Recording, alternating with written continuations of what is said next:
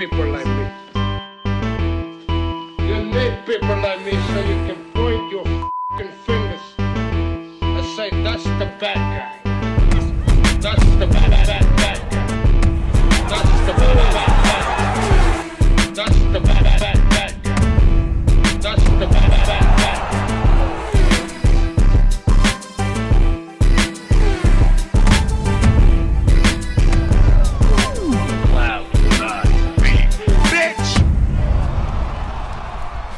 Welcome to the motherfucking relay. We're covering today's top boxing news. Okay, we'll start with this. Mixed martial arts legend Chris Cyborg took to social media and stated, "Give me Katie Taylor." To which Clarissa Shields responded, "Me and you can fight." The first thing I noticed is that Chris Cyborg is essentially targeting a much smaller woman than herself, because Katie Taylor, she campaigns down there at 135, whereas Chris, by all rights, is either a welterweight or a junior middle. So if you really want to try your hand at boxing and see what you've got, shouldn't you be fighting someone your own size? Shouldn't she be fighting a welterweight or a junior middleweight? In any event, once Clarissa chimed in, the focus quickly shifted. Cyborg said, 145-pound super fight, MMA versus boxing, to which Clarissa responded, "You know I'm not fighting at 145. 154 it is. You cut weight just like me." Clarissa's trying to dictate the weight to Chris Cyborg? It looks like it. To which Chris Cyborg responded, "Duck, I'm a 16-time world champion at 145. More world championship victories than all of your pro boxing and MMA fights combined. 145 or you can kick rocks." Chris continued, "I'm the bigger name. And since you're not skilled enough to fight me in mixed martial arts, I would have to go to your sport and your weight class. You really are in your own reality, quote-unquote, GWOAT." Chris raises a valid point. Of the two, she is the bigger name, the bigger marquee attraction. I don't actually think Clarissa is in any position to try to dictate terms to Chris Cyborg. Chris Cyborg, who said, "The problem is, my MMA bag is double the size of Clarissa's boxing bag." And Clarissa is trying to crash Chris Cyborg's party. Chris Cyborg never mentioned wanting to box Clarissa. You're gonna crash a party that you're not invited to and then try to dictate terms? Clarissa responded by saying, "Say what you want about women's MMA. It's way further than women's boxing, but I get to my bag and beat the fuck out of bitches and make 7 figures now. It's 100 ways to say no and 1 way to say yes. If you don't want to box against me because you can't win, just say that." To which Chris responded, "I'm capable of knocking anyone out in the world at 145, including you. 1,000 ways to say no.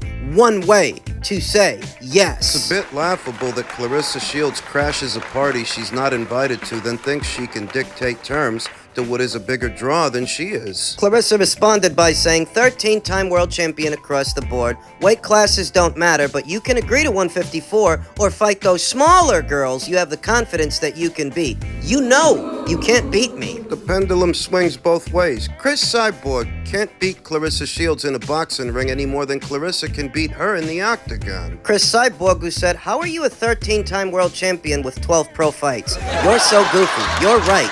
Weight classes don't matter. But why are you picking rules then? Open weight, whatever you want to step on the scale, MMA fight, I will drop you on your head and dribble it like a basketball." To which Clarissa responded, "Ha ha ha, you're on good drugs. I have 14 fights. I'm undefeated, like you, G-Money, and count them. 3-time undisputed. You do the math. Do you want to fight or not, Chris?" Chris Cyborg beats Clarissa Shields in the octagon. Clarissa Shields beats her in the boxing ring. What are we doing? This is essentially a novice versus an expert, any way you slice it. An expert boxer versus a novice boxer, or an expert MMA fighter versus a novice MMA fighter. That's what it is. My thoughts. Chris Cyborg is one of several MMA fighters now feeling emboldened after the Francis Ngannou versus Tyson Fury fight, the success that Francis Ngannou had. But she should really be targeting someone her own size, not someone that much smaller than she is, not a lightweight, not Katie Taylor. If you want to make it in boxing and you fight at 145,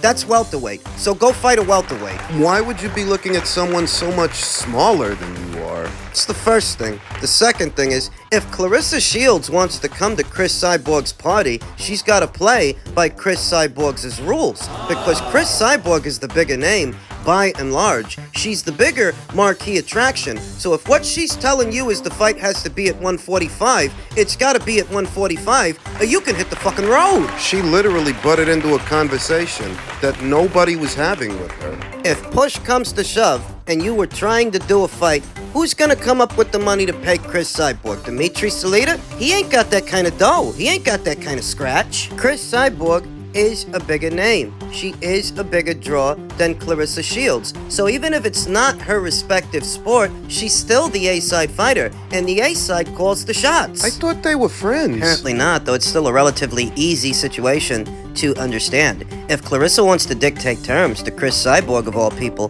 then it's up to her promoter, Dimitri Salita, to bankroll the show, and I don't think he can. I don't think he's got enough dough to pay Chris Cyborg the way Chris Cyborg normally gets paid. Thus, Chris Cyborg is the A-side, and the A-side calls the shots. The A-side dictates the terms. Otherwise, you can hit the fucking road. She picked the wrong person to try and throw her weight around with. You have no leverage over Chris Cyborg. She's not competing or campaigning at any of the weights where you hold alphabet titles. It's not that challenger versus champion dichotomy. She's not vying for any of your belts. You don't have that leverage to use against her. But allow me to state the obvious. In the octagon, Chris Cyborg wins. In the boxing ring, Clarissa wins. We already know that, and they know that. Thus, a fight between them is a novice versus an expert. And who wants to see that? It's really not competitive, and that's why consumers tune into sporting events, for the competitive nature of them, the best versus the best. But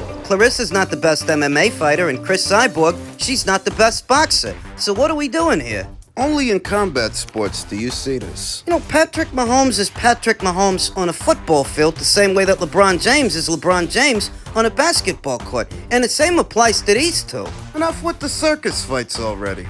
In men's super lightweight news, Golden Boy president Eric Gomez says Adrian Broner was considered as an opponent for Ryan Garcia, though Ryan ultimately landed on the lesser-known Oscar Duarte. In truth, I'm more interested in seeing Duarte fight than Broner fight. This fight marks Garcia's first since his 7th-round knockout loss to Gervonta Davis in their high-profile lightweight fight in April at the T-Mobile Arena in Las Vegas. I give Ryan a lot of credit, Gomez said, on a 3-knockdown rule. We were going through names, and there was a possibility at one point that we were going to go after Adrian Broner, which is a great name for him. It's a great name, and we had some conversations with Broner's promoter, Don King. Don King spoke to Golden Boy founder Oscar De La Hoya directly. Come on, let's get it on. But for whatever reason, Broner didn't want it at this time. Maybe it sounds good to them, and maybe it looks good on paper.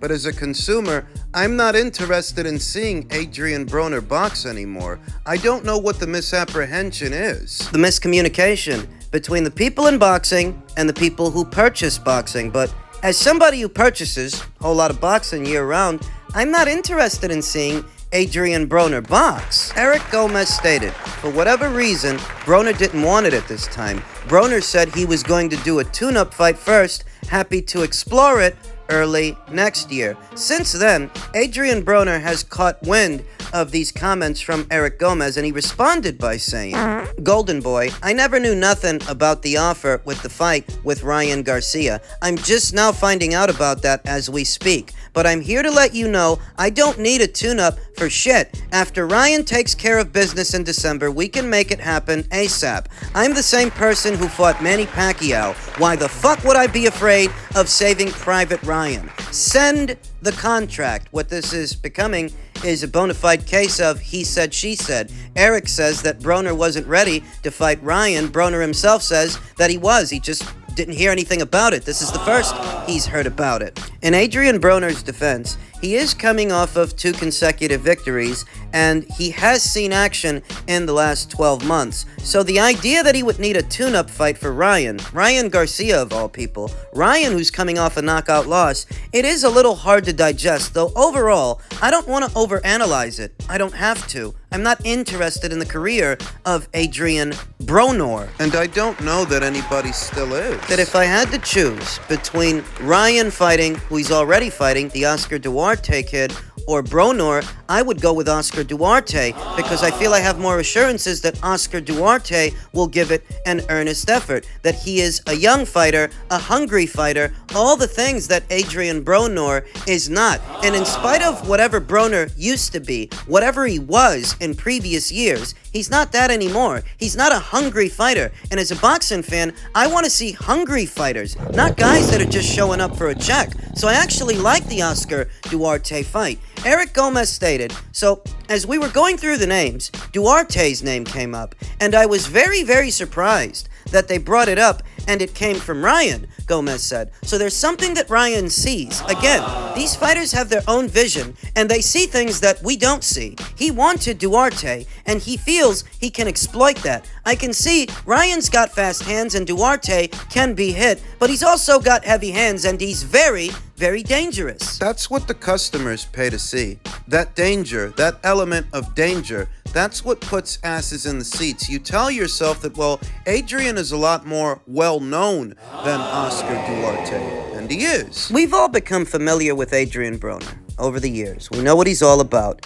And at this point in the juncture, in spite of him being a more familiar name than Oscar Duarte, that doesn't actually make him a better option. You see, I feel like if you got Broner instead of Oscar, Broner's just showing up for a check. He's not showing up to do anything. He's not showing up to push anybody's limits. He's just trying to keep the lights on. Whereas a guy like Oscar, who nobody knows, he has a reason to give it his all. A reason to do his best and try to make a splash. At least try to. Broner isn't trying anymore. Wasn't it just a few weeks ago he showed up to some podcast under the influence? The state of the man. Adrian isn't even that old. He's only 34 years old, but he's a hard 34 based on how he treats his body, the drugs, the alcohol, the unhealthy lifestyle. Why would I want to see an unhealthy athlete? People don't often think about it in that scope. All they think about is the name value, or what is supposed to be the name value. Just in a very general sense. Think about it for what it is. Would you rather see Ryan fight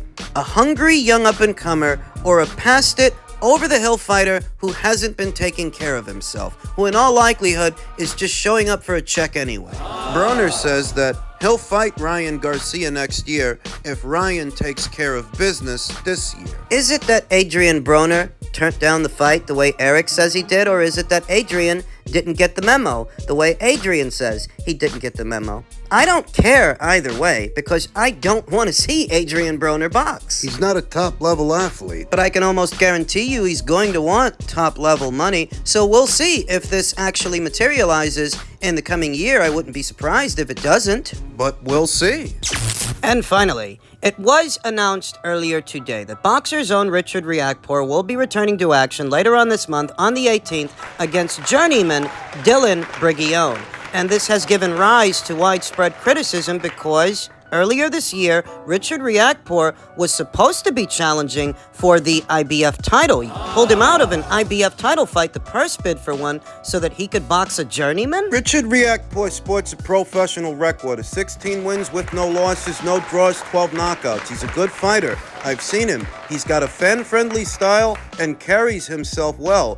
Genuine marketing opportunities in a fighter like this one. And given what decisions are being made on his behalf, you can't help but wonder if his career is being mismanaged, because you pulled him out of the Jai Opetaia fight so that he could fight Bregeon, who sports a professional record of 13 wins with 4 losses, 1 draw, 3 knockouts, having been knocked out at least once in 18 professional bouts. Richard isn't the oldest fighter, but he's not the youngest either. He's 33 years old. Do you really have time to waste? Time to squander. A few months ago, he was en route to challenge Jai Opetaia for Jai's red belt, and, they couldn't reach a deal, so it was heading to a purse bid. And instead of seeing it through and placing a bid on the fight, the people at Boxer elected to withdraw Richard Riakporhe from that situation on the premise that they'd get him another shot with another champion. Now, all the champions is spoken for, and Richard is fighting this guy, this Bregeon guy,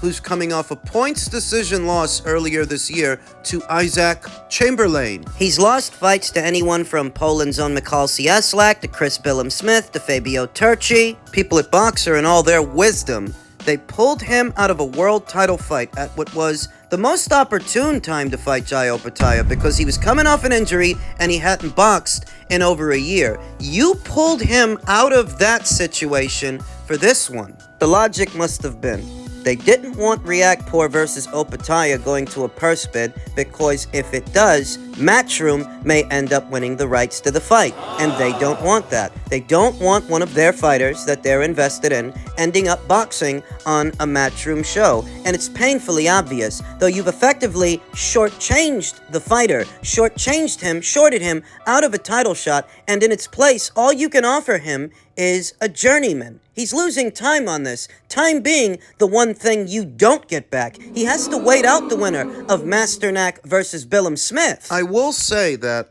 the winner of that fight, whoever it ends up being, well, that's a more winnable fight for Richard Riakporhe than fighting Jai Opetaia. I view Jai Opetaia as a better fighter than either Matthias Masternak or Chris Billam-Smith. Chris, who Richard already beat once. He beat him years ago in 2019, took his O, and he likely figures that he can beat him again. He can beat Chris and take his belt, but that's if Matthias Masternak doesn't end up taking it first. So if there's a payoff to the decisions that are being made on Richard Riakporhe's behalf, he doesn't see that payoff until well into next year. You see the strategy? The caveat is that Ben Shalom, like any promoter with a major broadcast deal, has broadcast partners that he needs to satisfy. And the content, the fights that he's been making, they don't exactly grab the audience's attention. He's put on some decent shows, some decent fights, like the Chris Eubank Jr. versus Liam Smith fights, those two engagements. I think people tuned in to watch those, but